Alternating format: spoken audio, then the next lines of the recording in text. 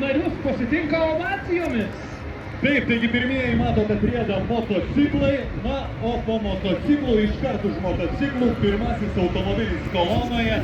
Tai 1935 metais pagamintas Mercedes-Benz 290 Cabrio. Tai 6 cilindrų, 3 litrų varinio kūrio variklis, specialaus dizaino Herman Rothschild sukurtas kėbulas. Šis modelis pagamintas būtent Vermachto generolo. Antrasis kolonoje važiuoja seniausias parodos automobilis Cadillac LaFayette.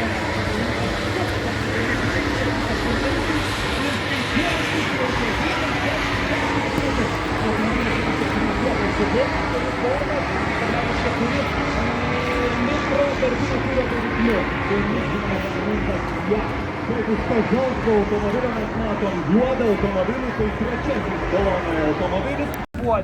Papasakoti ir pasidalinti tuo, kiek jie žmogiškųjų įvykių ir galiausiai operacijų dėlė kiekvieną tą paėdėvotą kurėdantį gražuolį. Pasižiūrėkit, kaip jie iščiustinti, kokie jie švarūs, blizgantys. Pamojuokime jiems, pamojuokime vairuotojams.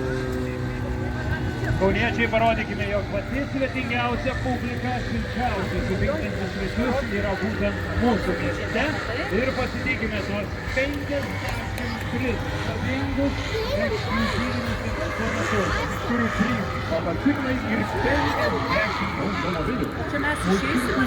Tokios klasikinės technikos suburti į vieną vietą yra ką veikti. Bet organizatoriai pasistengė, kad tai įvyktų ir tai mes matome ir tuo mėgaujamės bei klausime būtent čia, Kauno aviacijos šventėje. Na, o virš mūsų galvų siaučia, žinoma, parasparniai, motorizuotos skraidyklės ir tai yra ne kas kita kaip Net Pilots ir Sky Spark klubo aeroklubo parašiutininkų eskadrilė.